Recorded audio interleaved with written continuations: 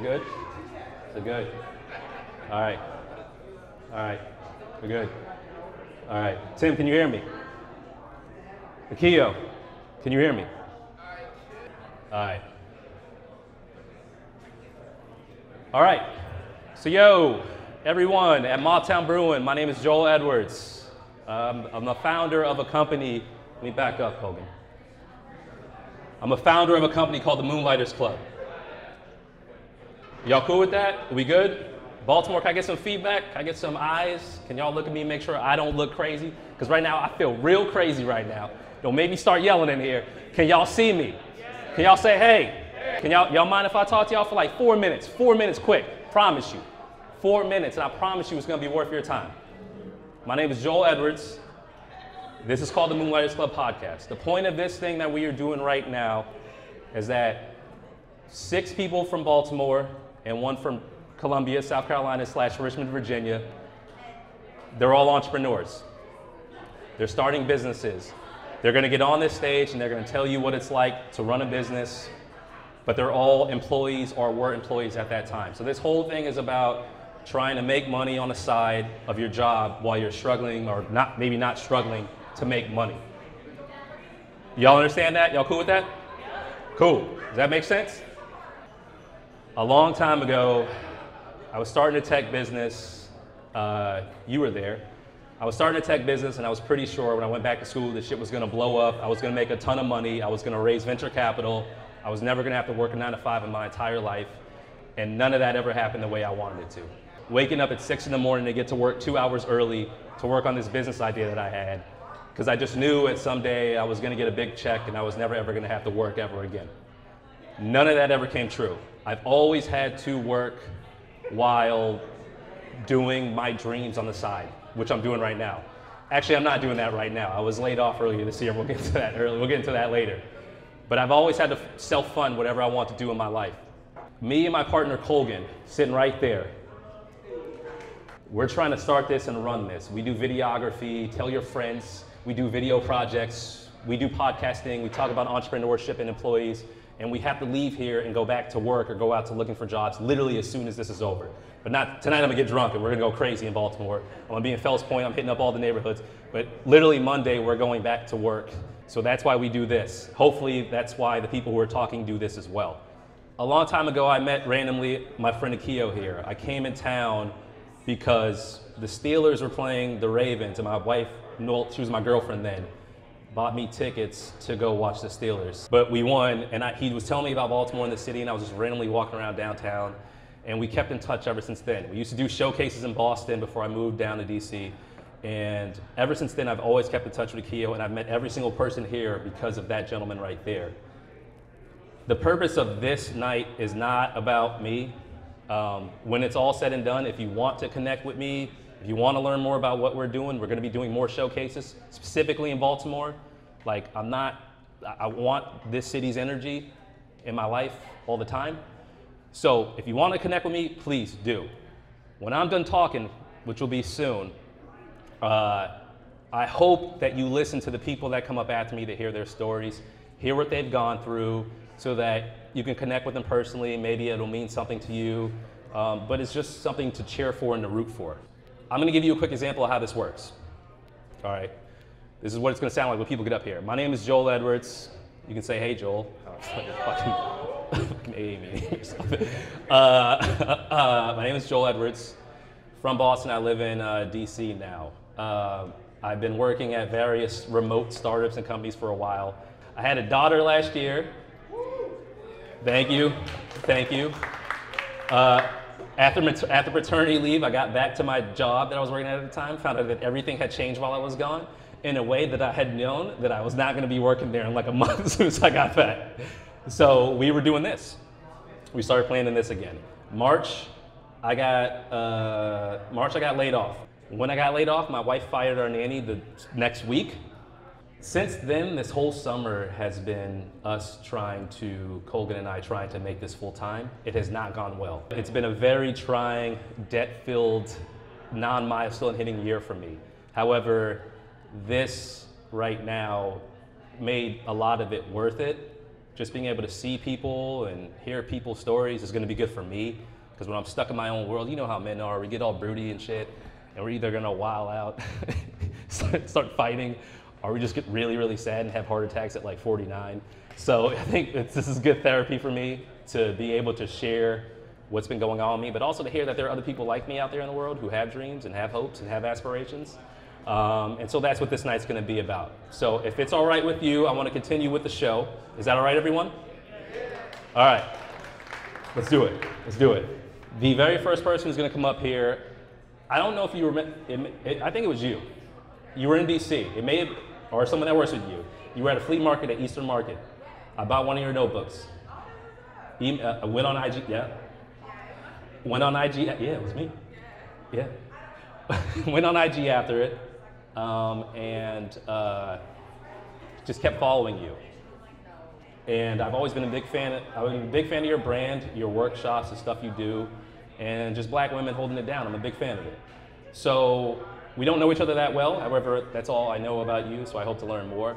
But everyone, if you could, please give a round of applause to Elisa Brock. Thank you. Thank you, Joe. We don't always get a chance to talk about our experience. People see the product, but they don't really know where it comes from, right? So, like Joe said, my name is Elisa Brock. I'm the owner of the Drama Mama Bookshop. And I'm a writer, and I basically just make notebooks all day long. Well, I used to just make notebooks all day long. Now I do a bunch of HR stuff and all the stuff they require you to do to run a business, which is lame, but you gotta do it to do what you love. I'm originally from New Orleans, Louisiana. Yes, New Orleans. I'm the youngest of 7 children. A lot of people don't know that. So I got a lot of nicknames. They call me Kuda Kita, Lily, Weekly, Groovy. You get a lot of names when you're the youngest, right? I didn't come from a particularly lavish childhood. I experienced a lot of things growing up that I probably should have never experienced. But I held on to journaling and writing things down. Today was a little rough, right? Because I was really grappling about like what I would share with y'all. I wanted to share some stuff that could inspire you because that's kind of my jam, making people feel better about themselves. And I pulled out the notebook. This is not mine, by the way, because I would never, all right? But this is the first notebook that came with me from New Orleans back in 2005. And I started reading through it, and literally, like, she was 17. She didn't know no better. It's like garbage in here, but my feelings nonetheless. Journaling has been a huge part of my life. My mom journaled most of her life onto paper, and she taught me to do the same. I came here back in 2005, where after Hurricane Katrina, so I ended up evacuating to Pasadena, Texas. And then the next day, I found out we weren't going back home. So I came to Baltimore with $100 in a suitcase, right? That's all I had. I hopped from house to house. I was basically homeless. The Red Cross put me inside of a hotel at BWI while I went to school at Coppin State. Now, y'all know what Coppin is, right? And y'all know what the airport is, right? So I had to hop on the light rail in a city I ain't know nothing about. People thought I talk funny. Y'all talk funny. I'm used to it now, though. And I went to school, and I figured it out step by step until Coppin could make room for me on campus, right? I always had an entrepreneurial spirit. Like, I used to take the skirts, the shorts, really, that girls would wear with the plaid and stuff, and I turned into A-line skirts and sell them for like $5.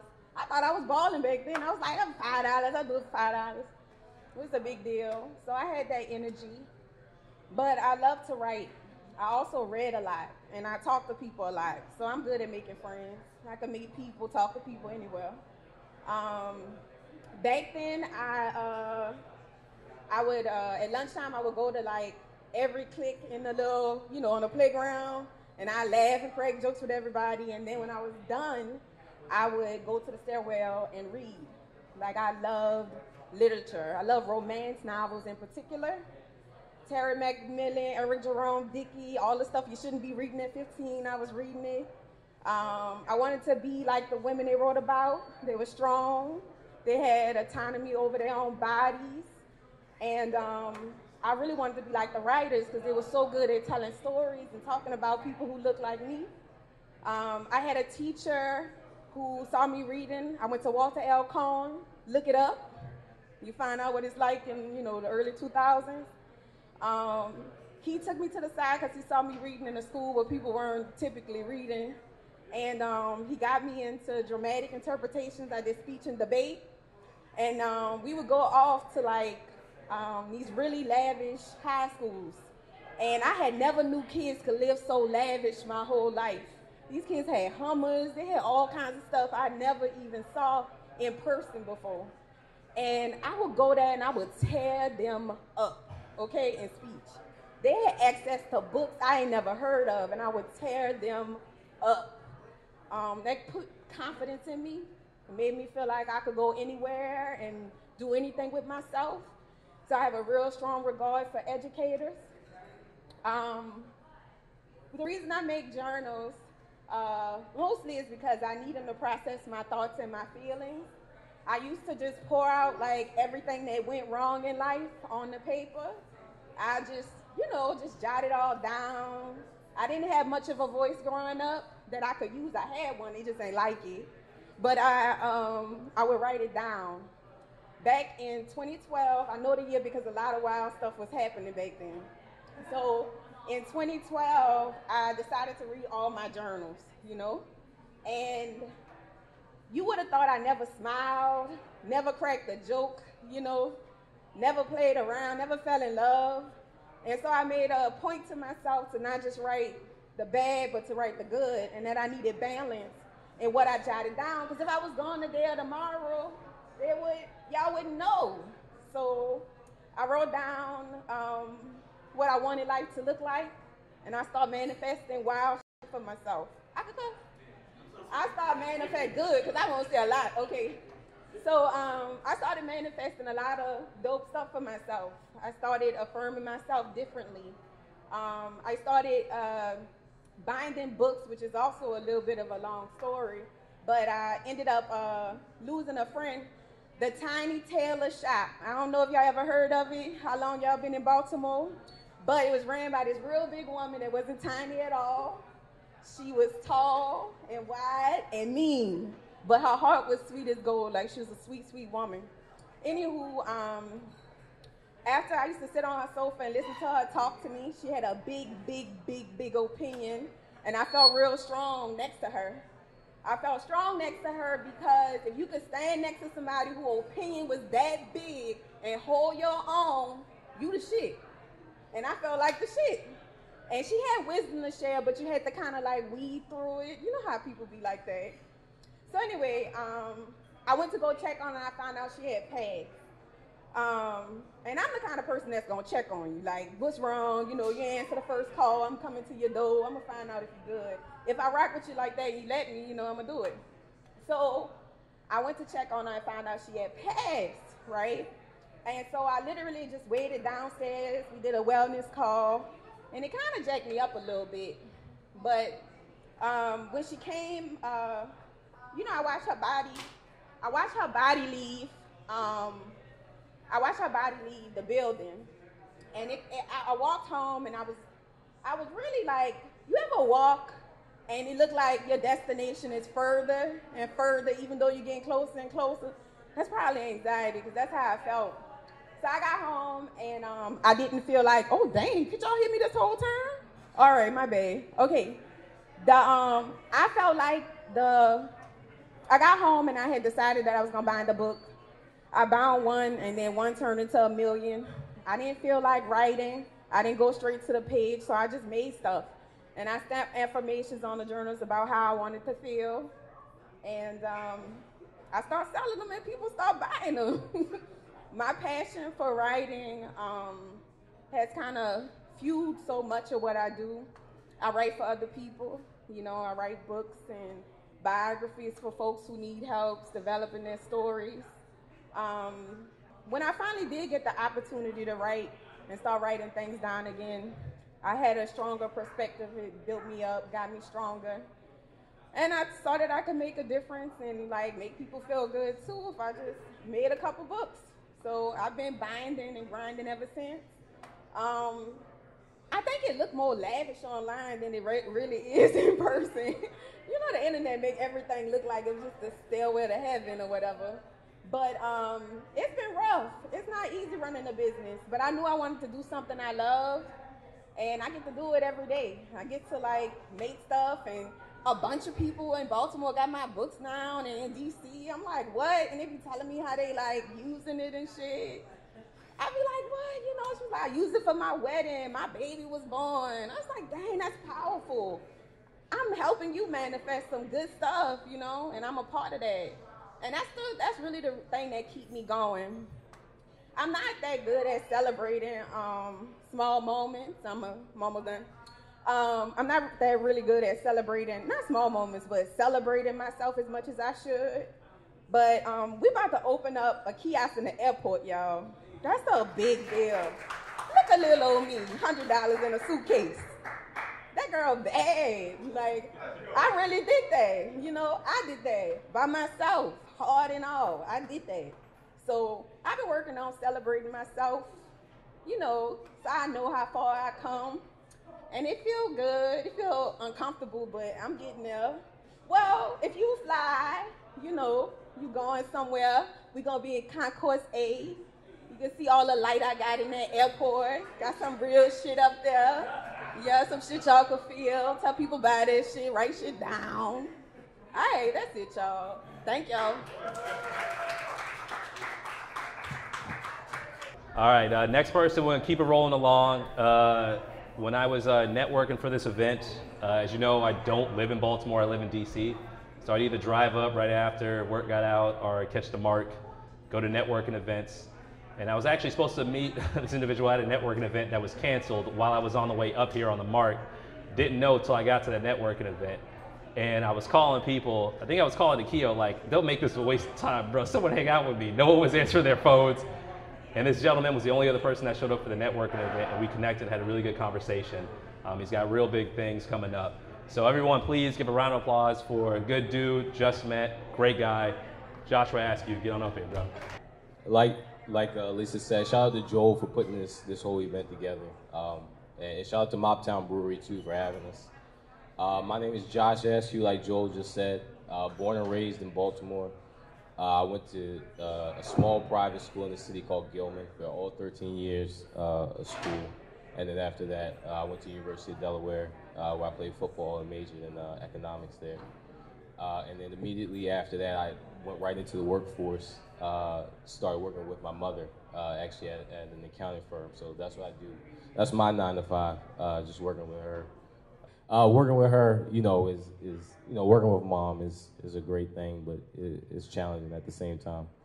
But the moonlighting venture, the reason that I was at Upsurge in the first place to talk to Joel was about my startup, right, which is a pet technology company, smart collar company that fuses music and machine learning to create a customized calm formula for your dog, right? We got a lot of dogs in here, so definitely some people I got to talk to at the end of this event. But so essentially, when I talk to investors about why music, I think to me it's pretty simple. It's why music is the same reason that everybody here I think loves music, right? Music is, to me, the closest thing we have to magic. Music has the ability to transcend, to take us from one state of emotion to the next, right? If we're on a long car ride and we want to make it a little bit quicker, right? We put on our favorite playlist. If we want to feel some nostalgia, if we want to feel a specific emotion, right? We'll put on that playlist and it'll feel like we're right there, right in the moment, right? You know, if you want to set a romantic evening, there's a lot of couples here tonight. If you want to set a romantic evening, you've got a playlist for that. If you want to get yourself excited for the gym, you've got a playlist for that. So I don't think it should really serve as too much of a surprise that dogs, you know, creatures that were bred to be man's best friend for 10,000 years, have a similar response to the same stimuli. Like, so specifically classical reggae, soft rock, all of these different genres, right? elicit the same response in dogs that maybe like a lullaby would. And just for me, moonlighting and entrepreneurship is one of the greatest challenges and but most fulfilling things that I do. Like I said, I worked the 9 to 5, but I couldn't see myself doing that full time. I love sort of the mystery that's associated with the entrepreneurship thing, like trying to find the different avenues. Everything you create it, you pave it for yourself. I like to think a lot in like analogies to make things simpler for myself. And to me, the corporate world is more like if you're like at a giant amusement park ride, the corporate world is like that carnival, right? And I'm not. This is not me knocking the corporate world at all. All my friends, my parents, they all came from that. I'm in that now. But to me, that corporate world is kind of like that carnival where each cart slowly moves up. That's what they tell you, right? You work as hard as you can. You put your head down, you grind, and slowly you get to the top. But to me, that corporate world is kind of like a zero-sum game, right? Because even when you get to the top, you winning means somebody else loses. But with entrepreneurship, right, everybody who's a part with you, it's more like a roller coaster, right? Everybody who's on that train, who's on that car with you, we all coming up together. We all going through the same twists and turns together. And when we win, everybody wins. And yeah, that's pretty much what I do on a day-to-day basis. So my roommate came to me with an idea for a speaker in the collar in June. And so I spent the past 3.5 months sort of validating the idea, making sure that music really was a medium, making sure that music really was something that could calm dogs, that this was a viable idea. I don't think, I can't remember if I told Joel this or not, but this is actually my second go around. I'm only 26, but this is my second go around with the whole entrepreneurship thing. Before this, I had a SaaS business. It was an engagement management platform called Notice that was geared, specifically towards the way accounting firms work. But it was ultimately a failure, flopped. We got a couple customers, we got a couple businesses to commit and to want to use the product, but ultimately we were spending more than we were taking in for too long. But that ended up being a blessing in disguise, because a lot of the losses that happened from that venture, I'm utilizing now to make sure that it doesn't happen again. And again, like I said, it's completely unknown. I think probably I'm the earliest of anybody here in terms of what stage they're at with the business. We're still at the prototype and patent pending stage. But like I said, I'm just really excited for the entire journey and really thankful to Joel for putting this together. I think Joel should really get a lot more credit too, because I don't know any other podcast or any other platform that's given local entrepreneurs 7 minutes to talk about their business. So, again, I know people busy, people doing their thing right now, but again, if you see Joel, give him a round of applause too, and give him a hand as well. And that's all I got. Thank you. Appreciate y'all. 2 speakers in. Do y'all get the gist of it yet? Does this make sense? Is it good? Y'all want to say something back to me? Is it how y'all liking this? How y'all feeling this? This is good, right? This is good, right?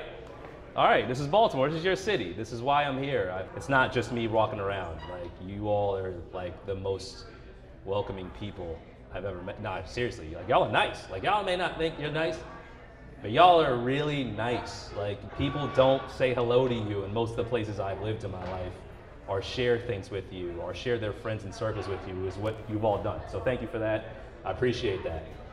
Speaking of shared circles, the next person who's gonna speak was following Baltimore entrepreneurship, and I would watch a lot of the posts that this gentleman would make online, and his business idea was great. I admired it, and it was, everything he did was full of life.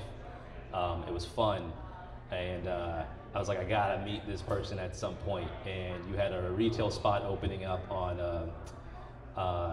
Utah Street.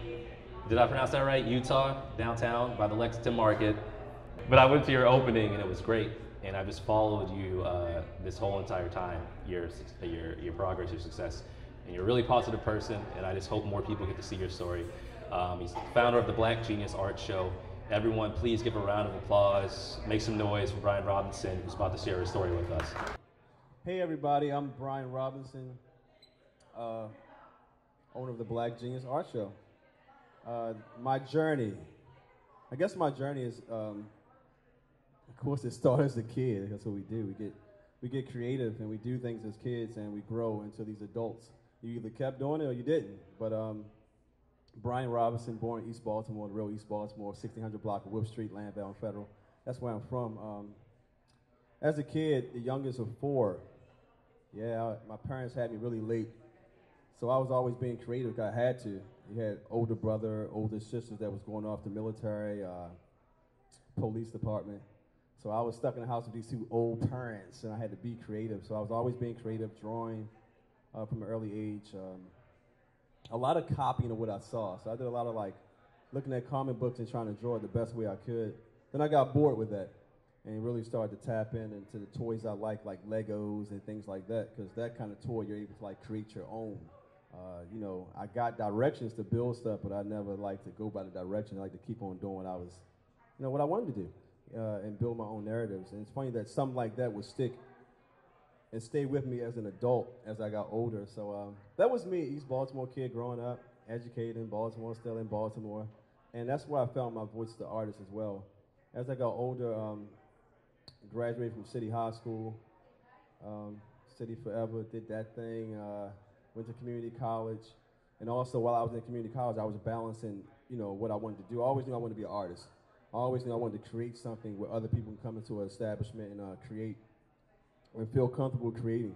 And that's what I did.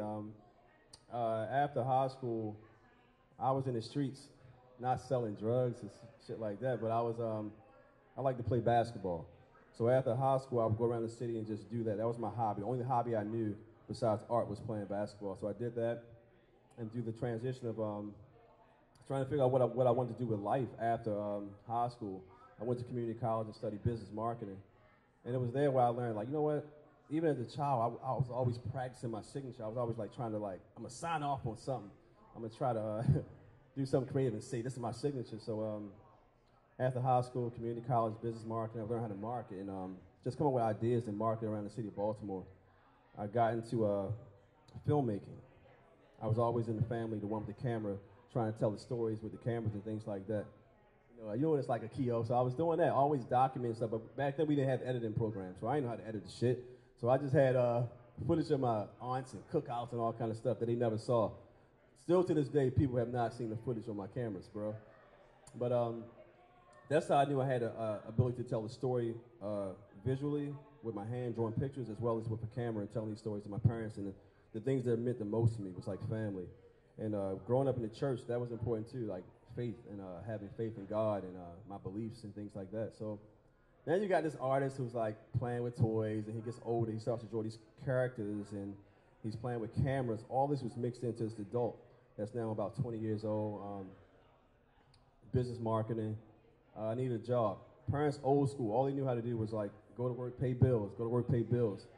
Mother was a cook, father was into construction, Vietnam veteran who got into the construction field. All I saw was them going to work in the morning, paying bills, coming home. What you gonna do with your life, boy? What you gonna do with your life, boy? I'm an artist. I'm gonna draw a picture. I'm gonna be an artist. Shit. That's all I knew. So that's all I had. So I'm in community college. Dropped out of that joint.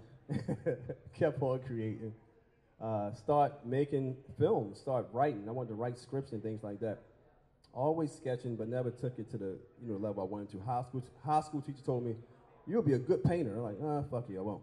So the camera is where I found myself starting to become more comfortable as telling these stories. So I went to an animation school. I was going to community college, got into an animation school where I was learning how to take those characters I started doing as a kid. When I stopped drawing the comic books, I wanted to make my own characters. So I was in an animation school, and there I was taking these characters I did in middle and high school that I called boneheads. And I started to really see how I can give these a different perspective, make them move, make them talk. This is crazy, this is dope. Same time I'm in animation school, I'm going to community college, and I got enrolled into the Baltimore City school system as an educator. Started in the special education department.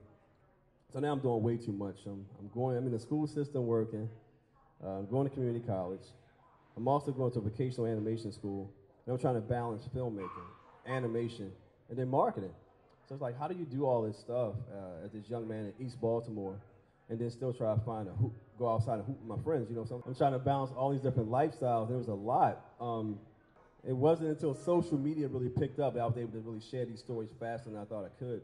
So then I start posting these images on Facebook, like the pictures I drew. And they said, oh, I thought you did film. I thought all you did was film. Like, no, I like to draw too. So now I'm getting this whole communication between the internet, and it's like, oh, they want me to draw, but I'm a filmmaker. And at this point, I done submitted query letters to people in Cali. I done had scripts. I done short films, music videos, but I still didn't quite find my voice as an artist. I didn't know exactly what I wanted to do. I started going to underground hip-hop spots, underground poetry spots. This is where I found myself early 20s. It's like, yo, you know what? I think my stories are seeing my peers that are creatives and people like me that look like me that was on like public access television. Like I seen them and I was like, yo, these are people that's like, they doing dope shit. Like I like what they're doing. That's when I found my voice as an artist. That's when I knew what I wanted to do. So I tapped into the underground hip-hop spots and poetry spots. I used to write songs, poetry, all this stuff.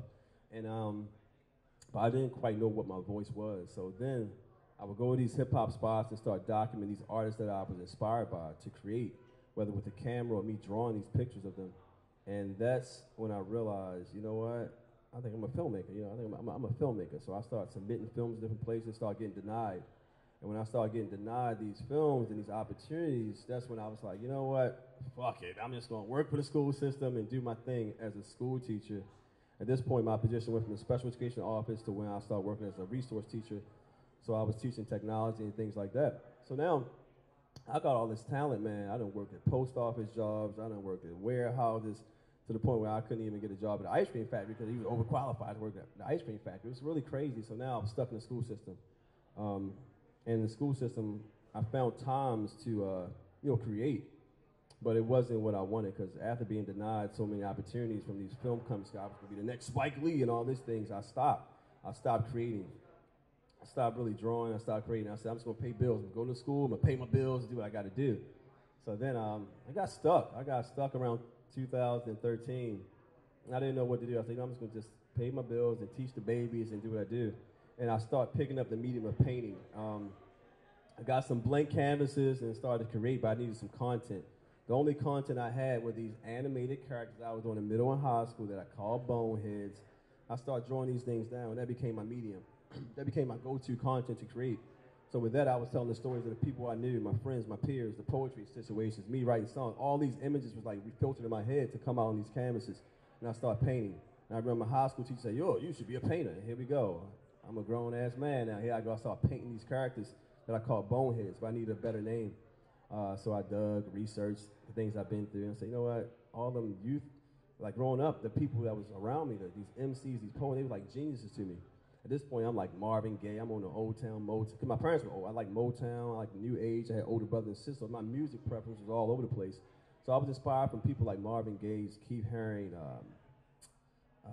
of course, Basquiat, Emory Douglas. These were like people in the art who I was inspired by. Melvin Van Peebles. I put that into all my work, from the filmmaking to the visual art, and I consider them geniuses. So I rebranded the name from Boneheads to adding that genius part in it. The black part, people would think, oh, you're black, that's why you call it the Black Genius Art Show. But actually, a lot of my pieces, I use a really black, bold line around all my paintings. It kind of helps it pop. And that's where that black element comes in as well, because that's also has so many different stories, and you can use black in so many different ways, so it's always changing, always evolving. And that's where the black part came in the Black Genius Art Show. The art show is wherever I am, and it's wherever you are. So it's an art style that like it inspires and it reaches people, and I see it. And here we go, 2014, I started painting. I rebranded it from Boneheads to the Black Genius Art Show. I stopped comparing myself to other artists, because during that 2013 period, I was comparing myself. I had social media, so I was seeing people move things faster, seeing things happen for people faster, seeing people upload films and videos that I wasn't able to do that. I was always comparing myself, trying to catch up to the next person. So when I stopped doing that, refocused my medium to what I love to do, was these characters where I was able to control the whole narrative. I created that, put into the brand, the Black Genius Art Show, and started to move with that brand. It helped me to also develop a regimen to create every day. That became my motto, to create every day, no matter what you did. I don't care what you do, like, just do it every day, no matter how it is. And I think sometimes we put success so high that we can't reach it. You know what I'm saying? So with that, I was able to, like, I did that. So start capitalizing on the small things that build you up to the big ones, to the point where you do so many small things, you accomplish it from waking up and sketching something that you had in your mind, that once you do so many things, like you don't set success so high you can't reach it. And that's what I do. So Create Every Day became my regiment. I stopped comparing myself, and I started working on my brand, how to market, and be happy doing what I love doing, which was creating. The Black Jeans Art Show was born in 2014. In my apartment, I'm painting all these pictures. Went from 50 paintings to like, I'm getting asked to do shows in Chicago doing the Freddie Gray thing, and they thought I was from Milwaukee. And I'm like, I'm from Baltimore, yo. So I'm out in Chicago doing art shows with 50 pieces that I didn't even know how to price or sell. It took me a whole summer just to price my work. Took that experience, came back to Baltimore and kept on grinding, doing outside pop-ups from churches to bars to parks to local festivals to AFRAMs, you name it. I was there popping up to the point where my inventory began to grow. I had all my work inside of a suitcase, which me and my mother used to go to thrift shops, and I got a suitcase. I put all my work inside the suitcase. It's like prints and things that I could sell as art and tell these stories of these pieces that I was painting. That was the Black Jeans Art Show pieces, animated characters, 2D animated characters that I was painting. Started to pop up in these parks to the point where my inventory started to grow. People started asking about the art. I sold a piece. I'm like, oh shit, I'm selling this stuff now. This is crazy, yo. It's a business for real. So the business marketing aspect began to grow from me going to these poetry spots, trying to pitch my songwriting, pitch my films, cutting flyers, putting them on cards, to now like the internet's come, so now I can share content. I'm going places, showing up, learning how to set up a table and put down, tablecloths and things, price points, talking to people, taking offense when people talk about my art and taking it personal sometimes, but also knowing how to take it and grow from it. So it went from the pop-up tables in the parks to me having a network with a friend of mine, John of Cashland Clothing. It's an urban retailer in Baltimore. I knew him when I was 19, when I was just trying to get out there and create stuff. He said he had a warehouse. He's like, yo, I've been following your work. I know you got a warehouse. You just come to my warehouse and do some stuff there. So I'm in church one day. I wrote on my whole map plan how I wanted my gallery space to look. If I started a gallery space, wrote on the back of a church program. February 2020, right when COVID was all happening, I moved into the spot thinking, oh, I'm going to kill it now. I'm inside this warehouse. I got a brick and mortar. I'm in here with my homie. He big in retail. I got my art pieces. I done sold some stuff around the city. I went to this shared space on Bayard Street, South Baltimore. Went there, and that same map I wrote out and made it plain, put on a church program. Went inside the gallery space and built that same idea I had onto the wall and started to think I was going to move a certain kind of way, but COVID hit, so you couldn't get in there. So people weren't coming out, but that was the moment I learned, you still got to be consistent. You still got to create every day. At this point, I'm still teaching. I'm still doing after-school I'm giving the kids so much of me throughout the day, even in the evening, and still trying to find time to display my art in this shared space. So inside this shared space in that year, when people wasn't coming, I had to realize ways to recreate, rebrand myself, and really push the product when the people wasn't coming. So I rebranded some things, learned how to set up and display, and really operate as if people was coming, even though they wasn't. And this is his faith in seeing that something can happen even when you don't see the movement. But you got to keep believing in what you're doing and keep creating every day. So a year later, I got an opportunity to go into my own space. I got into a boost program, Black Organized and Operated Storefront Tendency in downtown Baltimore, where they were allowing black businesses to come downtown and really like change the whole narrative of what was happening downtown.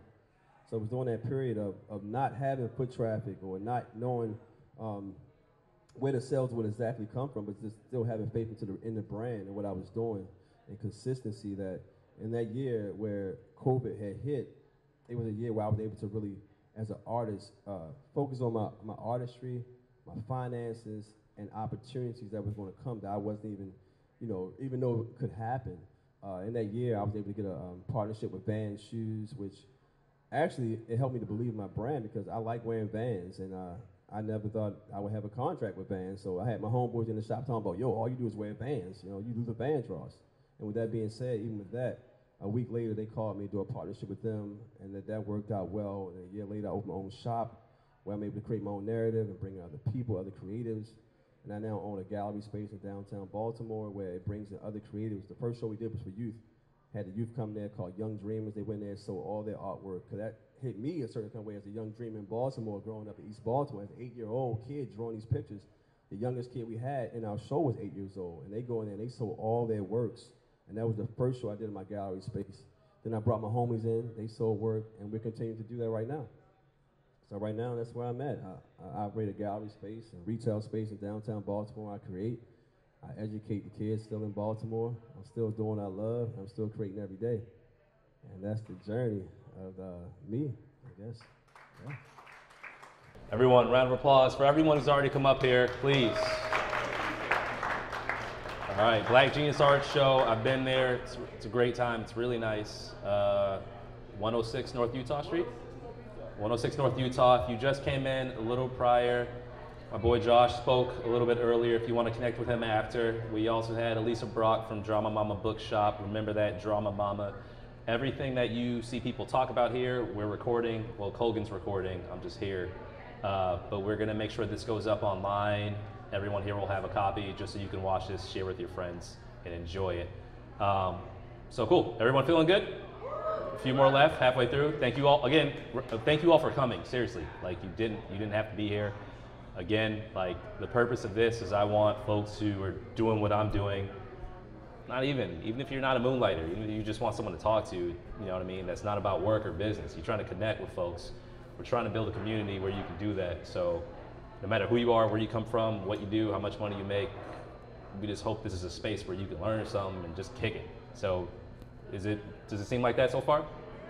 All right, word. The next person who's gonna talk is a sponsor of the show. He's one of my closest friends, a good friend of mine. He is a very driven dude, a very positive dude. Came up from Richmond, Virginia.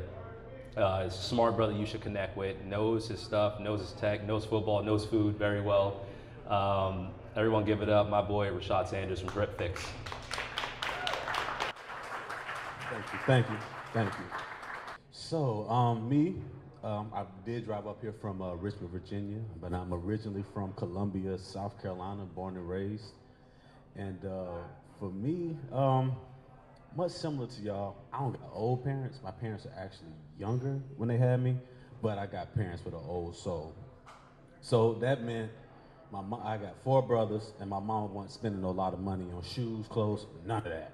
With the church, you took care of what you had, and if you didn't, my pops would take care of you. So, but that wasn't. That's how I grew up. But with that, I learned the value of really taking care of the things that I had. Really very meticulous about making sure that my house won't be clean, but my sneakers and my shoes, they're gonna be clean. They're gonna look good. They're gonna be sharp. You know, ain't gonna be many creases in them. And then also with my dress shoes, I had a pops that will wake up every Sunday morning, and if your shoes wasn't at the foot of that table when it was time to get them polished, he gonna handle you. Sadly, took that into the pandemic when I couldn't really get to buy sneakers, couldn't really buy much, and I ended up just really like diving deep into like just the videos of people refurbishing, cleaning, doing this, doing that. So I kind of took that love for cleaning and seeing things go from using old to new to creating a company called Drip Fix. And what we do at Drip Fix is we were reimagining the cobble experience for the current age. So what we do currently is that we refurbish sneakers, boots, just leather goods, and we take them from the used, scruffy back to out the box looking new. I met this guy again when I was in Boston, and I was working on another venture. I had created a SaaS software company where I would create a transportation management software for small businesses. And he saw this company go from the top to crash and burn. But one thing I did get from that was the friendship that I have with Joe. He's a great guy. As a matter of fact, he told this story at my wedding, so I tell this to you guys. We would work on Saturdays, and we would walk from our office to the Popeyes up near where our office was, and we would order a 10-piece all thighs and crush it, be damn near asleep when we were supposed to be working. But in that, just created a great friendship. So he asked me to come up to do to help sponsor the Moonlighters Club. I was definitely excited. Definitely wanted to make sure I could support my friend. But then again, he deserves a lot of credit for this. This is a lot. I can't put on events. I can't put on anything. I need help organizing a lot of stuff. So it's great to see that you guys are sticking with it. Stay encouraged. I know for me, the biggest thing for me is that I did grow up in the church. So always making sure that you have faith in what you're doing. And my biggest thought is that entrepreneurship is kind of like the most intimate walk that you can have as a Christian with, or whoever your God is. My God is Jesus Christ. Exactly. So, but I feel like that's the ultimate walk of faith you could take. So just believe in yourself. You may fail. I failed more. You ask me, I've never had a success. But I'm happy and I'm passionate about what I do. But thanks for listening to me.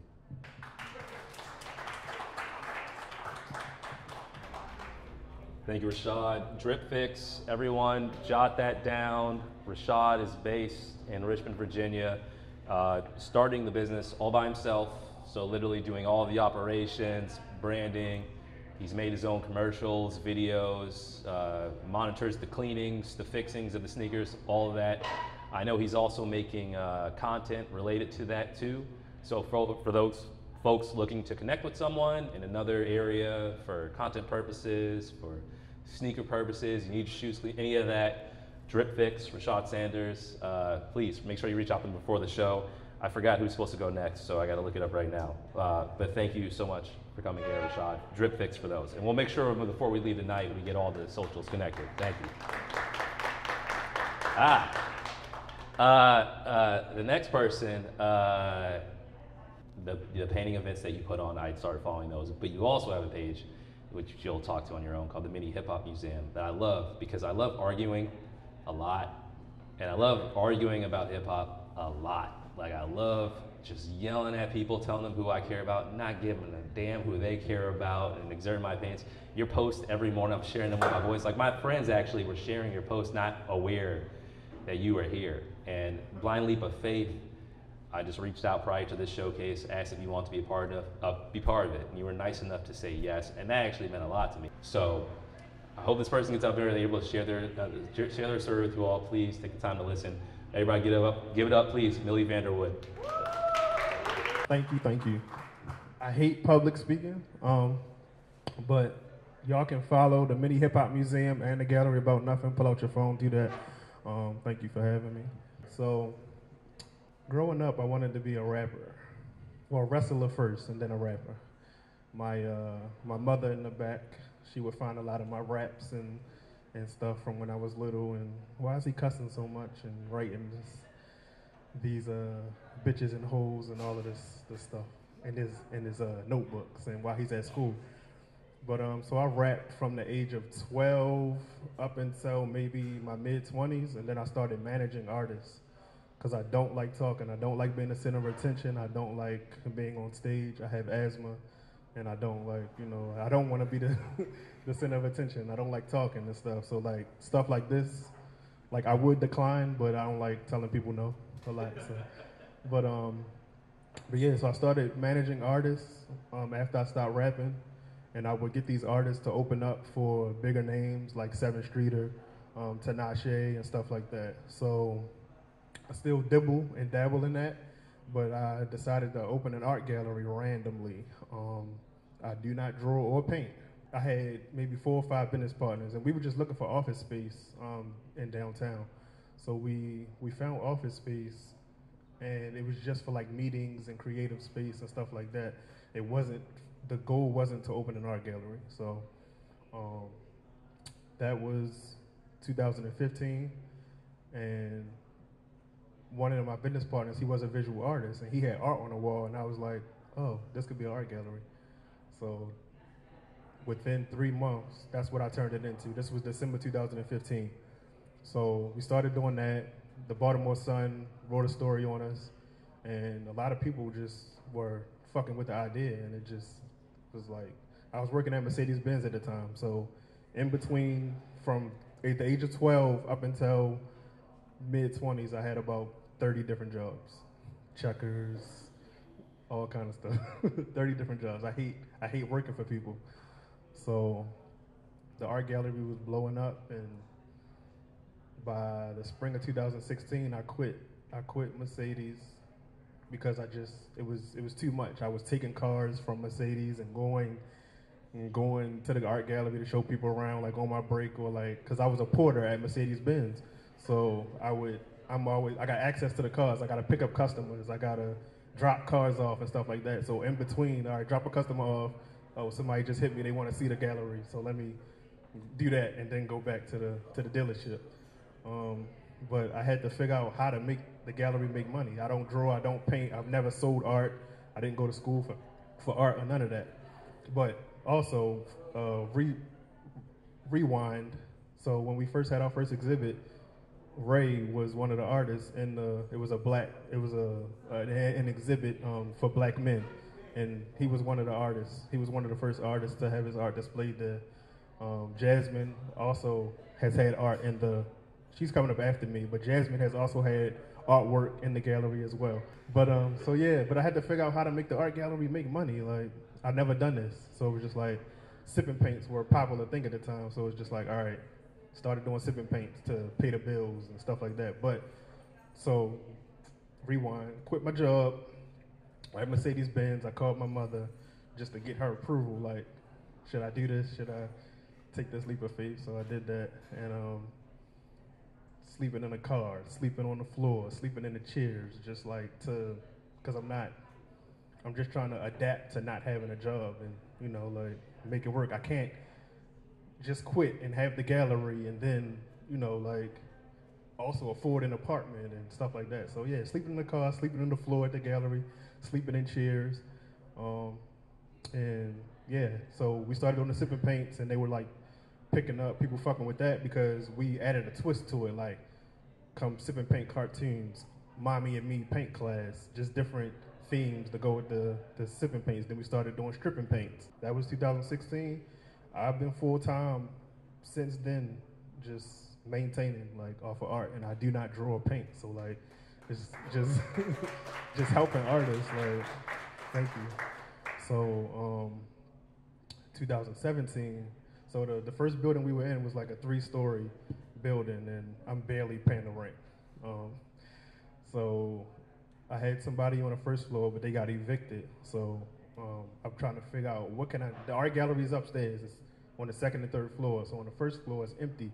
But instead of me wanting to just do the art gallery thing, more art gallery stuff, is just like, what new thing can I do down here? So that's when I had the mini hip hop museum idea. Because at this time, there wasn't no hip hop museum that existed, to my knowledge, no physical space. So I'm standing outside of a J. Cole concert and trying to come up with ideas, and I'm just like, hip hop museum. But it can't be like no big grand museum, because I'm just like in a townhouse pretty much where my gallery is. So did that, mini hip hop museum, blowing up. Like if you look at the followers now on IG, it's like damn near 50K. But in addition to having a gallery, we travel, we do sipping paints out of town. I've done stuff in Atlanta, Houston, North Carolina, all of that. But yeah, the mini hip hop museum was probably like the best idea that I've had to date, and I don't know what else to say, but I just don't ever want to go back to working a job again in my life. So that's the plan. Brianna here, she sells bracelets at the gallery. So you might have seen her like on social media. She's like the face of the gallery. My man Cam, he hosts the mini hip hop debates at the gallery. You know, like it's a lot that we do. So we also travel. Like you want to come host a private event, birthday party, whatever. But we do about 3-4 events a week. That's how I pay the bills. And I know I'm all over the place, not really getting every detail of the story, but that's how I started. Like I started with 4 or 5 business partners, and within the first year, they were all gone. It was just me. So, and it's been that way since. So I'm 8 years in. I did put out a little book. Like I didn't really push it or promote it. I ain't really push it or promote it like that. But it's called. What the fuck is it called? Like, Men rule the world, but should we? Just basically like, you know, like men rule the world, like the government, all that shit is ran by men. So I just like envision a world where like women should be empowered more and men should be making all the decisions and shit like that. But it came out, a couple people got it, but it's, you know, it's not fully out yet. But yeah, I do a lot. If you need graphic designs, if you need flyers, if you need promo videos, whatever, like, and I run like 10 different social media profiles. If you need help with social media, you know, we do all that. So tap in. That's how I make a living, like off of social media. Like my phone stay in my hand. I got 4 phones. I got 2 iPads. You know, but if y'all need help, just tap in. Thank you for having me. Millie, give it up. Like you don't like doing this. You did fine. One thing to keep in mind about all of this is that, man, it can not just entrepreneurship can be a lonely place, and I'm realizing it's after COVID, it's not just entrepreneurship, man. Shit can just get lonely, bro. Like especially with this remote work stuff. Like there's a point in time where it's just like me in a basement at a laptop. And it's like my wife is the only person I connected with for like a year and a half. I'm saying this because I'm trying to be as real as possible. I want this to be a community for that. So if you are trying to build something or you're just trying to talk, there are others like you trying to just find their way out here. So please reach out to whoever. Like I hope there is already a strong community here. But no, you don't have to go through the stuff you have to go through alone because you're not the only person going through it. We're all going through those motions trying to find our way. And there's a strong group of y'all in Baltimore trying to do it. We have 2 more speakers left. I'm pleased with everyone who has showed up here. I'm pleased with everyone at this venue, the venue itself. Thank you all so much for letting us do this. We're gonna close this out with a bang. The next individual, again, which is a full testament to this network of people that I met through your networks. We met at the retail opening for Black Genius Art Show a couple years back. And we had a bunch of great conversations. And I just kept following the stuff that you were doing. And I reached out to you. I do like to see more women entrepreneurs of all types and kinds. So if you know any, or if you are one, and you do want to tell your story or talk, please let me know. I'm more than happy to sit my ass down and let you tell your story and do whatever I can to support you. So this individual, I hope I'm doing that for you. I will continue to try to do that for you. Everyone give it up, Jasmine Manning. Hey y'all. First, like Millie said, I don't like public speaking, but we're here, so we're gonna do this. Okay, like he said, my name is Jasmine Manning. I am an artist, portrait artist, graphic designer, muralist, art educator, and now I'm a program manager of a program for a nonprofit, which is a lot. I basically started art when I was 13 years old, probably younger than that. I remember my art teacher, well, we had to, I'm gonna tell my age, of course, but I mean, we're all in our 30s, right? So, in middle school, I had to choose a prime, that's what they called it, a major, and I was like, I'm not acting, because I don't like being in front of people. I like being behind the scenes. I said, I'm not singing, so I decided to just do art. I ended up realizing I was really good at it, and my teacher, she was like, you should send your art portfolio to the school Carver in Towson. I only knew the Carver from the city. So when she said Towson, I looked at her like she was crazy. And I was like, a black girl submitting an art portfolio to this school? Like, are you crazy? Like, it's weird. But me and my best friend Kiva ended up submitting our portfolios, and we got in. So it was like a culture shock, though. Thank you. It was a culture shock, because when you walk into the school, so first of all, the first time I walk in, you go into like an audition. Like you walk in, you gotta go in there, you gotta do like a drawing for like an hour and a half, and it's real weird. It's like I never experienced this. I grew up around my aunts and my uncles, and they were social workers, tech. They were in tech, or they were working for the government, not being creative like we were. So you walk into the building, and all you see is these paintings of like naked people. I'm not joking. So I'm walking in like, what the hell going on here? Like, I'm not going to school here. Like, this is weird. Eventually, we ended up getting used to it, and we pretty much became those quirky, artsy, weird people too. Like, it was weird. Now, on the other side of that, it was a little different for us because you had these, brown, black, young teenagers being taught by predominantly white teachers. So it was like I said, it was a culture shock. It was weird. We were in there learning about European art, and we couldn't fully connect to what they were teaching us. So when we got out of school and we were trying to transition into careers and adulthood, we were still like trying to figure out our way out, you know what I mean? When I ended up graduating from high school, I said, well, what can I do to keep doing art but make money? I ended up picking the major graphic design at Towson University, so that's where I graduated from. And we ended up, I was like, okay. I did that for 4 or 5 years. And then after I graduated from college, you know, there's that gap where it's like, okay, I don't have a job. I need to like find a job immediately. So there was like a year of me not working, me not doing anything. I ended up getting, you know, retail jobs like at JCPenney portrait studios, working retail at like sneaker stores and all that. Eventually, I ended up leaving JCPenney, and I got my first big girl job after like a year and a half as the lead designer at a small company. So I was there making nice money back then. Now that's nothing, but I was excited back then. I was like, okay. And it was cool. I love my job. What I realized when I was there, I really love my job. I love making flyers for them, logos, marketing collateral, what else? Brochures, banners, any social media content, that's what I was making. What I realized there is I hate sitting at a desk.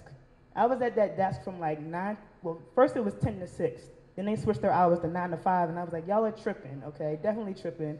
Because me getting up at 9 a.m. to come sit at this desk for 8 hours is crazy. They eventually laid me off, because I think they downsized. So that's what they told me. I don't know. After that, there was like a span of me not working again. And then that's when the depression and the confusion kicked in for me. You know what I mean? At first I was okay. Because I felt it coming. I felt like something was about to happen. But as months go by and you're sitting there and you're not getting hired by anybody, you don't feel valid really from like the community or the world, honestly. Because you're just sitting there waiting for somebody to accept you for being an artist and creative, and you're not getting a job. It's really, really weird. So that's when I started learning about like, mental health and all that. Like, how can I continue to make sure I'm happy or whatever?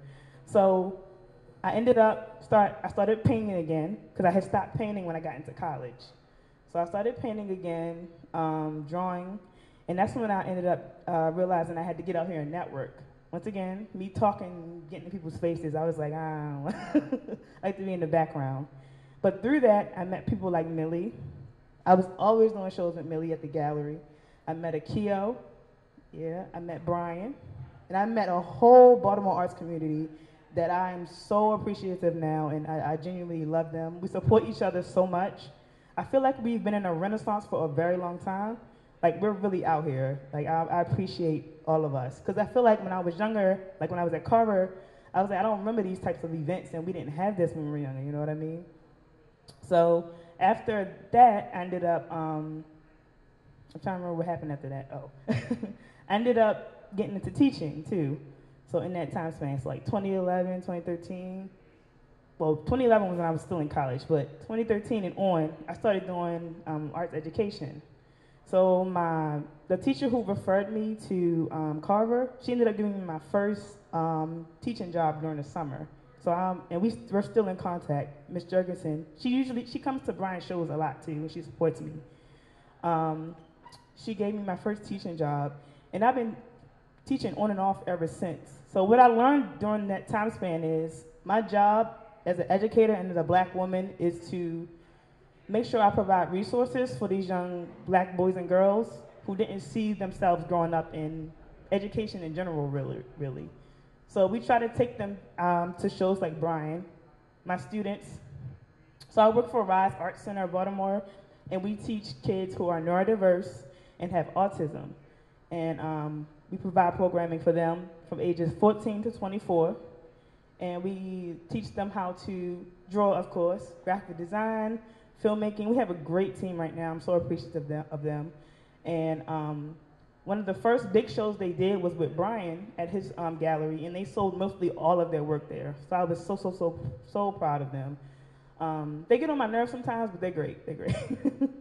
And shout out to Cam. Cam is, I ended up meeting her as I was going through my jobs, multiple jobs, working everywhere. I met her at Creative Alliance. She gave me a job working at her nonprofit, which I'm still at today. I went from part-time teacher to now program manager of the Emerging Artists Program, which I'm really, really proud of.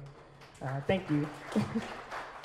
So I want us to continue to use art as like, how can I say this? Art therapy. Mental health is so important. This year was hard for me, like hard. And I've had my years where it's like, what the hell is going on? But this year was insane, which is, I know it was crazy for a lot of people. I went through a lot this year. You know what I mean? We're not gonna get into it, but you just gotta learn how to make sure you're happy. The point of all of this is to be happy. I know sometimes, you know, I know money is important, because when I get money, I'm very happy. But even when it goes away, you gotta remember to continue to be happy and focus on your mental health and all of this. And I know that a lot of us use art as that, as a coping mechanism. So hopefully I can continue to inspire everybody and create a wonderful community for y'all, and we can continue to support each other. And thank you, Joe, for this opportunity. And I'm very grateful for you for giving me up here to speak. This is my first time ever doing this. I don't know if I'm gonna do it again, but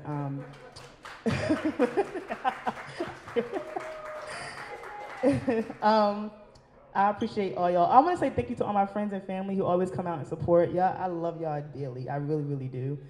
And you can follow me on Instagram at Jasmine Manning Art, and my website, jasminemanning.com. I also have shirts that I sell. And yeah, if you need a mural, need some marketing collateral, let me know. I'm here. Just reach out. And I'm not going to say yes to everybody, because I'm learning to say no. That's another thing. You got to learn to say no. Everything is not for you, okay? And sometimes no's lead you to a bigger yes. This is what I learned. A lot of rejection, so. But yeah, thank y'all. That's it. Thank you so much. Yeah, we got one more speaker. Again, thank you, Mobtown Brewing. I hope you were all able to grab some beers. I hope they were delicious.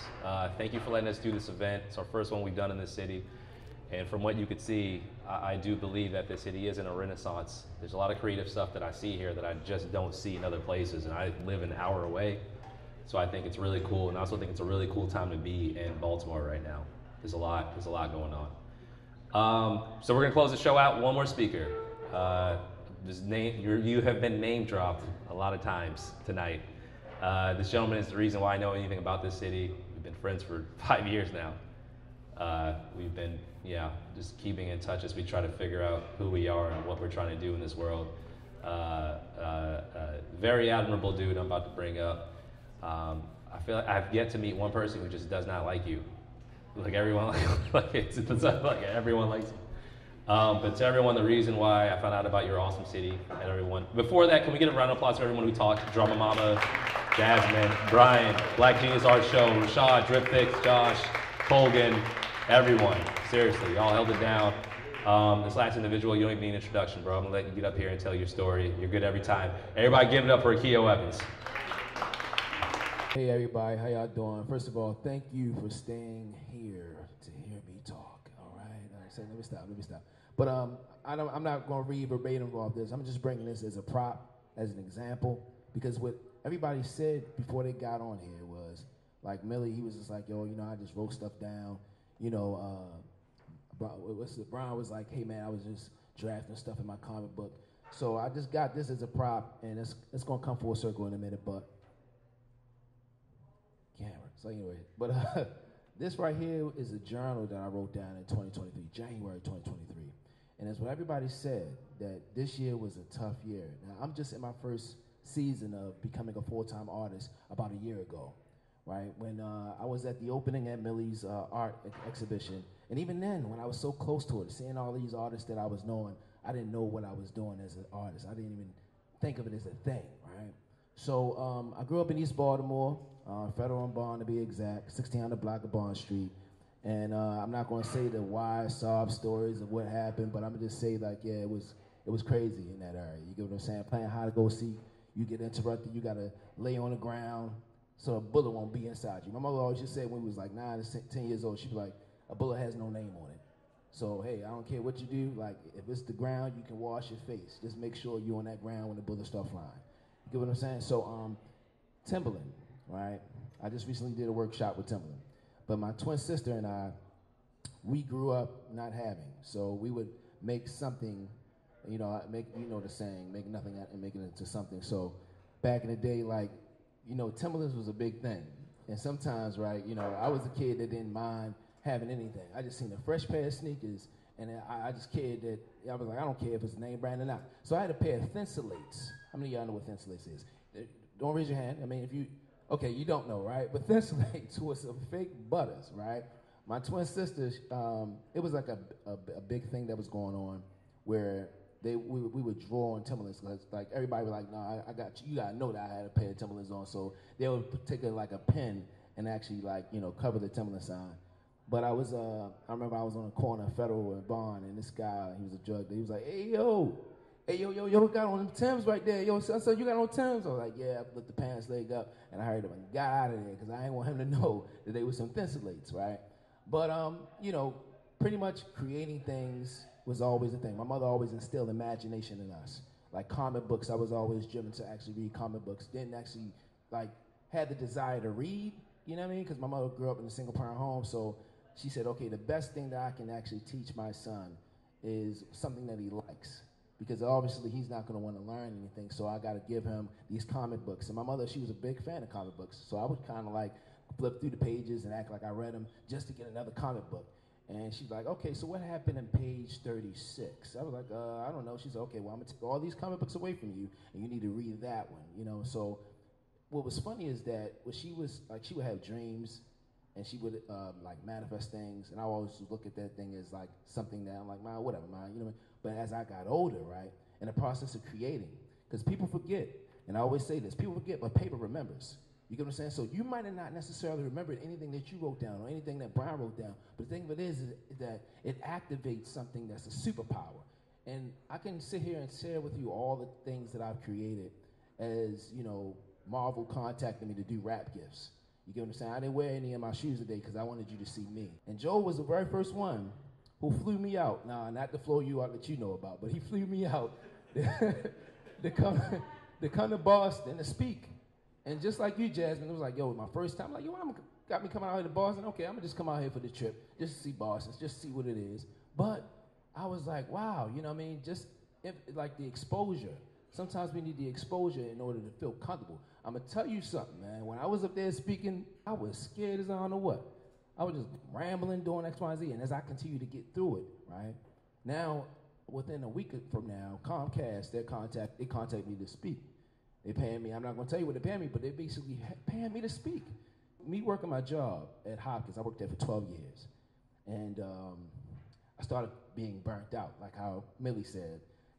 I would bring Nick Cannon's shoes to work, and not that far from the Nick Cannon commission pieces that I would make, it was mice cages. I was cleaning mice cages out, dumping feces out the cages, and then actually bringing my work to work. That was my thing. I said, I'm gonna bring my work to work because when I go home, I'm burnt out.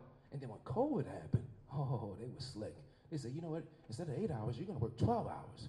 And then they put me in the first introductory spot where I worked at in 2010 because the robot broke. So it wasn't that they was like trying to punish me, but that's what it felt like. I'm like, I worked hard for 12 years for you to put me in the same spot that I started, and then now I can't bring my work to work. So you mean to tell me when I got all these commission pieces, then I gotta struggle to go on the other side of my corner because I favored actually working harder. Whereas though if it's a conveyor, I'm like, look, dog, we're gonna run it. And as a matter of fact, if you try to hold me up, you know what I do, dog. You know what I do. Why you trying to hold me up, dog? All right, check this out. You take your lunch break. I ain't gonna take my lunch break to 2 o'clock because I gotta get what I gotta do what I gotta do. That burnt me out. So I'm gonna say April 15th of 2022, I decided to walk away. I left before the job fired me. And I'm so glad I did. But guess what? It wasn't all bubble gum. It wasn't all bubblicious. Speaking of my age here, right? You know what I mean? How many of y'all know what bubblicious is? Huh? All right. You know what I mean? I'm talking about, yeah, anyway. So I was there, I was in my apartment, and I was just like, yo, like, month, I was like, oh, I'm good. 2 months, I was good. When my account started drying up, and everything under the sun happened, whereas though my funds was depleted. I'm like, Dad, what am I gonna do now, man? So it was one point, and I'm gonna share this story because it was full circle. I decided to commemorate my uncle. You know, he was a big fan of Richard Pryor. Not only a big fan, but he used to open up for Richard Pryor, right? He would open up for Red Fox. Everybody was like, yo, you sure, man? I'm like, nah, yo, the Chitlin Circuit. You see how we all walking in here? You see how Jasmine said this is like a renaissance? We are that renaissance. We are the Millies. We are the Jasmines. We are those people. We are Drip Fix. We are those people. We don't think nothing of it. But when we actually are gone, we're like, yo, you knew him? You get what I'm saying? So that's what Richard Pryor. Marvin Gaye was a drummer. Marvin Gaye was actually drumming at the 5th Regiment Armory. My uncle said that, Joe, in order for you to be a musician, you had to actually learn the instrument before you actually get on stage, right? My uncle had an interview at the Reginald F. Lewis Museum, and Alma, who was the director of Lady in the Lake, she basically seen my hashtag, my Uncle Tim, and was excited because she said, tell your uncle he's the one that was responsible of us creating the Lady in the Lake, because we seen his interview of how he was able to be friends with Richard Pryor, Dick Gregory. He passed away October 15th of 2022, and I remember going inside of his apartment, seeing fresh obituaries of Dick Gregory. So everything he said was true. But anyway, I'm gonna say this because when I created the drop, the Richard Pryor drop, everything I create, y'all, like I wish I had time to share with you, but it seemed like it'd be like manifestation things. Things like when I create images, and images and words are powerful, right? So when I'm creating things, I'm like, oh, my uncle like Uncle Tim, my mother used to like, I'm sorry, my Uncle Tim like Richard Pryor, my mother like Richard Pryor. All right, I'm gonna create a drop. I created the drop, and I decided to, it was one day I was burnt out, and this is like I said, a month after I was like deciding to leave my job. And I remember I was in my apartment. I mean, I was in tears, y'all. Because I was like, yo, why? Yo, I'm off of work, and I can't do my work. He was one of the ones that got my size art. I only do like 12 pieces, and then I cut them off. I couldn't even do 5, yo. I was just like, yo, it's my off day, and you mean to tell me I can't do my work? Like, what's going on? Spirit told me, yo, just step out the house. Spirit was like, yo, I guarantee if you step out the house, yo, it's going to be a blessing waiting for you. I don't know why I even heard that. But then I said, okay, I'm going to step outside the house. Went outside the house, and I'm in my car. I said, okay, what now? I'm out the house now. What's up?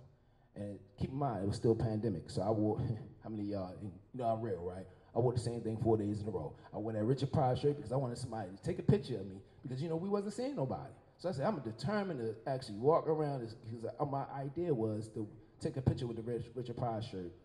But then Spirit was like, yo, why don't you go to Soundgarden? If you go to Soundgarden, you can get a Richard Pryor vinyl record, and when you take that picture, when you put the camera up, you can take the picture like this, and the Richard Pryor record could be right there with your record player. I said, all right, bet, Soundgarden it is. So I go to Soundgarden, I'm going inside, I'm fumbling through all the vinyl records, and I didn't find a Richard Pryor record. Neither did I find a Red Fox record.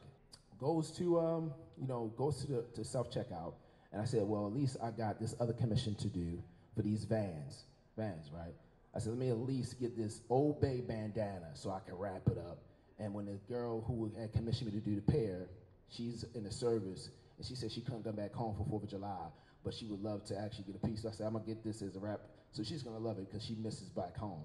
I'm walking out the exit, and I see this guy near the exit, but he's on a ladder, and I still have a mask on. He was like, oh, I know who you are, you're Brooks' cousin.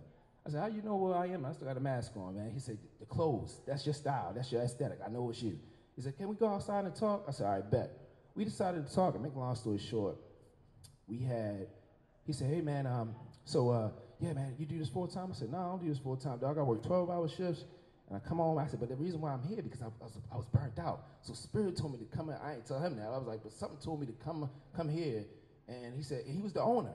He was the owner of Soundgarden. I've been in Soundgarden. Soundgarden has been a landmark since 1993.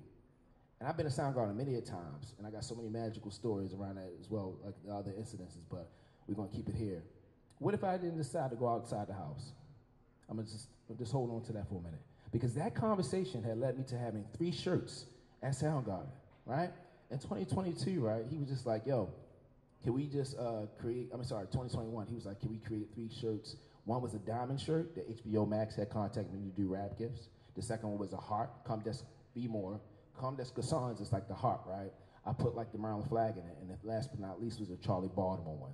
The Charlie Baltimore one was close to my heart because Snoop Pearson, she was the one who told me to start making clothes again. We're there, and I'm talking about January. He was like, yo, we gotta go to LA, man. I said, man, I don't know, man, it's still a pandemic, I'm chilling. He said, nah, Doug, I know you got this commission to do for Flavor Flav. I think that you need to go out there and deliver to him yourself. I said, Doug, what you talking about, Doug? I ain't going on no plane. I'm being all scared. I'm glad I decided to go, right? So then we go out there.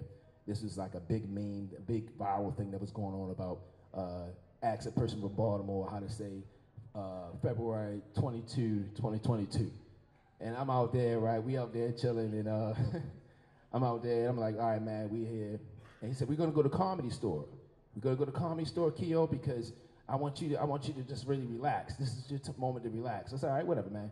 We go to the Comedy Store, and the guy, and keep in mind, this is the owner at Soundgarden. And if anybody can remember, why did I go to Soundgarden? Because I had a Richard Pryor shirt on, right? Go to the Comedy Store, and I'm up there filming all the legends on the wall. I send it to Donnell, and Donnell was like, no, man, get my picture, man. You up there filming Kevin Hart and all them other. He said, get my picture.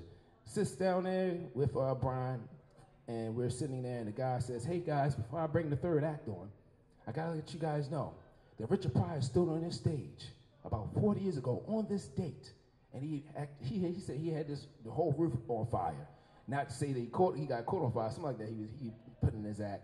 But me and Brian looked at each other. He said, wasn't it the Richard Pryor shirt? It's the reason why you even came inside the store? What are the odds that we came there at L.A. that day, and that was the same day that he had killed it? Then it was Thursday. I said, all right, bet. I said, yo, like, I was in my hotel. I kind of opened up the blinds, and I see this bus. It had Bel Air from Peacock, the reboot. And I remember the only reason why I downloaded Peacock app because I did some pieces for the show, for the main character, Will. He had, his best friend had the jacket on that I made, and he also had the Philly Air Force Ones that I made. You know what I'm saying? Universal, they paid me $1,400 for these pairs of sneakers because they said, look, this is art.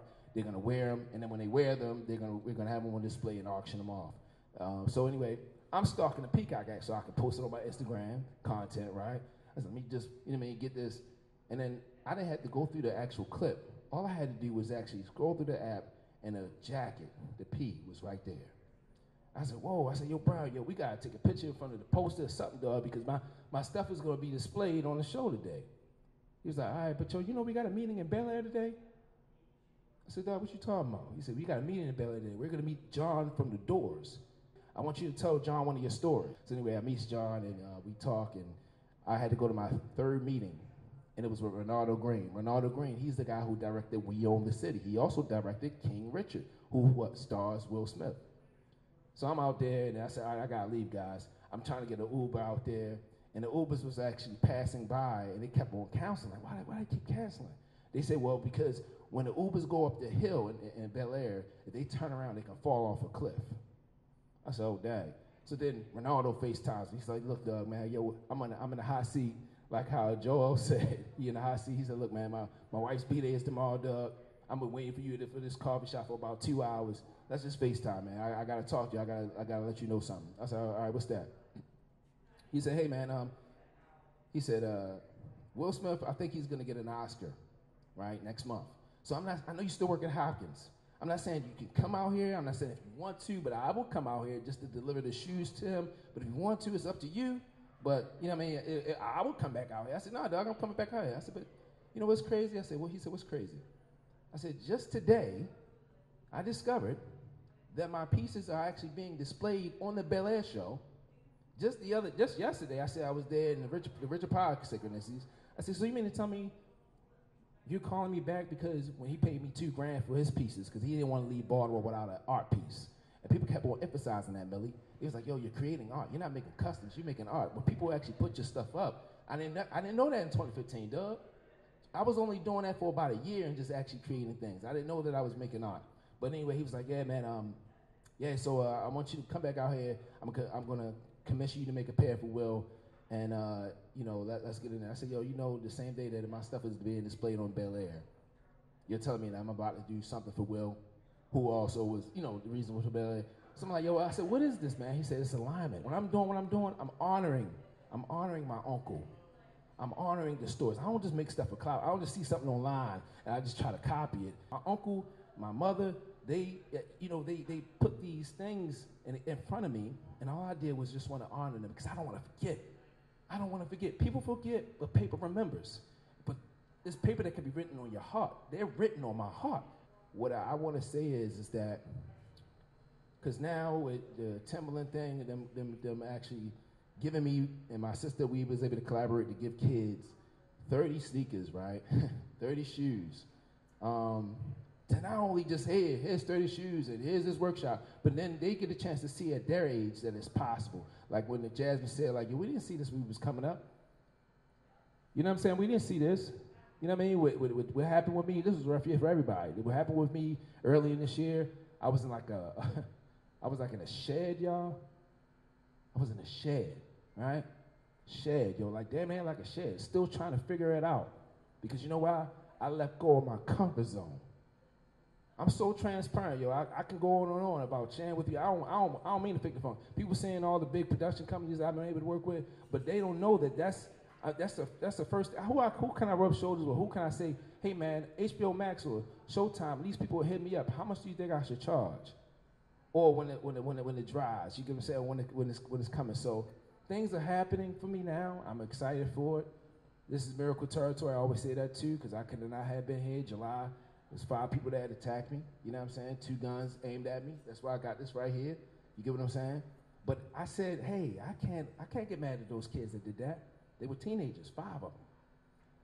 4 days later, I went to Morgan State University doing a workshop, doing tote bags. I had the bandages on, man. I'm like, I don't want to do this, man. I was like, come on, God, you got me out here looking bummy. Like, what's going on? He said, nah, son. Remember, you was that kid too. You was that kid that didn't know what you need to do, what could you do. But now I need you to be come as you are. Come right as show them that, like, yo, I'm your brother. I could be your uncle. I could be your cousin. And I'm out here pouring into you. You know what I'm saying? And I keep seeing the kids. I keep seeing the kids. Baltimore small. You get what I'm saying? But I say all that to say art has saved my life. And artpreneurship. That's what this is. It's artpreneurship. You get what I'm saying? And it's full circle. These are my family here. The community here is like how Joel said, is like no other. And even with that incident happening to me, I still have a love for Baltimore. It's not the place. It's the people. It's been broken for a very long time, and that's the problem. We are always neglecting the very problem, but not trying to figure out in what ways we can fix the problem. We only try to fix the problem when we try to claim ourselves to a city when they're popping, when it's a clout chase. And I don't do that. When I create my art, I create it with my heart. The last 3 letters of heart is art. So yeah, I wear my art on my sleeve. Yeah, I create from the heart. I had a film that got accepted to Sundance in 2014 with Snoop. You know what I'm saying? Didn't come out, but I'm glad it didn't come out because you know what it would have done to my character?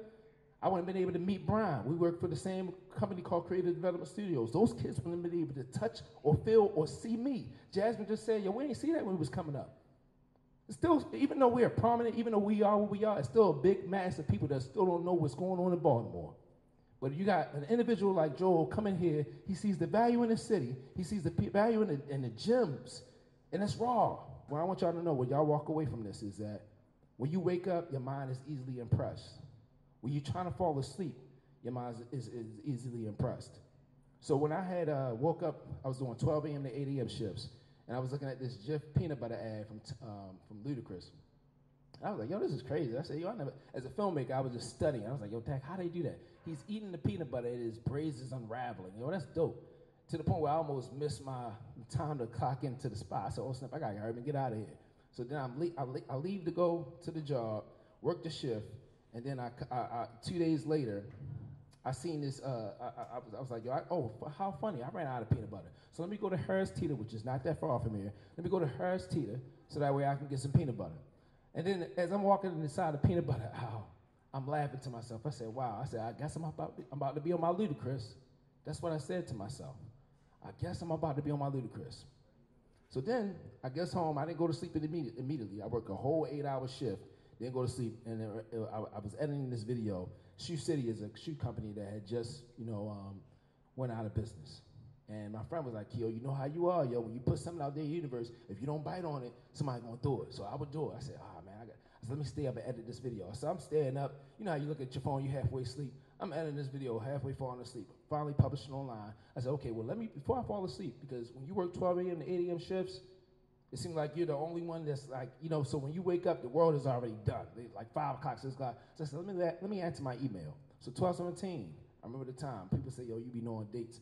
12/17, I look at my email, and it was from the CFG Arena. CFG Arena was like, hey, Akio, we know we contacted you in January. We know that you want to be able to do rap gifts, arena gifts. They said, but we was wondering if you would be interested in doing a hoodie for Ludacris. That was manifestation. So we got to be careful what we're putting in our minds, whether good or bad. But I wanted to show y'all the power of writing things down and also having people that, as a community, that pushing you. The girl said, yo, I don't see you meeting Spike Lee one day. I see you working with him. So when she said that, I didn't believe it. But guess what? The people around me believed it. You also have to get out your comfort zone. My comfort zone was being in my house, staring at the work that I needed to do. And sometimes I was like, yo, I'm tired. I'm exhausted. All right, let me step out the house. Stepped out the house, then walk straight to a blessing. Art brings people together. You get what I'm saying? So what we do that's inside of us brings people together. Like with us being on purpose. I didn't ever know that I would be charging $1,800 for a shoe, $2,000 for a shoe. You get what I'm saying? It's not a shoe though. You know what it is? It's art. And I didn't know that, Millie. Now I know it. You get what I'm saying? It's adding the value and actually teaching the kids that like, yo, you can do it too, right? But let me tell you how God worked. When I was the Joker on Saturday, I was already in conversation by Baltimore School of the Arts for me to teach there of what I've been doing, right, as far as art. But when I didn't want, if anybody seen the Joker stuff, I didn't want to be the Joker. Yeah, I put the makeup on, stepped outside, I'm like, I don't want to do this right here. This is the first time I ever did anything on Halloween. But my uncle would tell you, like in my art exhibit that I had that you showed up in, he would tell you like, yo, Keo is an actor. So how I came full circle was, I stepped into I went to Brian's party first, won his contest. I was in character all night. Second party I went to, I won a contest there, but I didn't know who was going to be at the party. The person that was at the party was at the BSA, Baltimore School of the Arts. They said, hey, Keo, we were just talking about you on Friday. And we wanted you to actually do artwork for the seminar, but now we want you to do a master class in theater. A master class in theater. Because you know what? It's kids at Baltimore School of the Arts that are from East, West, whatever part of Baltimore, and they come to this environment all charged up and ready to go. But when they go back home, it's like the Men in Black button. Zip, no inspiration, no nothing. Everything is being wiped away. But, Keo, we can use you because you got all these stories, and we can actually instill in them. In theater, y'all? So what I'm going to say is that in that, just follow your heart. You get what I'm saying? Because that can be something that's a talent that I slept on. By me chasing and following my heart, now I'm about to do a master class with Baltimore School of the Arts. Can I tell you that I went to the Baltimore School of the Arts in '97 and I got denied because I did the Raisin in the Sun and I auditioned for it and they declined me because the whole staff was white. And I knew I did my best, but they said, your monologue was short, buddy. I'm sorry, but you can shadow though. I shadowed, I was in the auditorium, I seen this guy looking straight at me doing the ballerina thing. The way he was doing it, he was like, you don't belong here. What are you doing here? And I was like, dang, Doug, like none of these people look like me. I said, none of these people look like me. And then the same thing I got denied for, they're about to do a master class. So it might not happen where you want it, but it would happen eventually. You get what I'm saying? So anyway, thank you for your time. I'll try to close with that, but I had to say that. You know what I'm saying? And another thing, man. Thank you so much for coming. Thank you, Mobtown Brewing. Thank you, Moonlighters. Thank you, Baltimore. Everyone, please have a good night.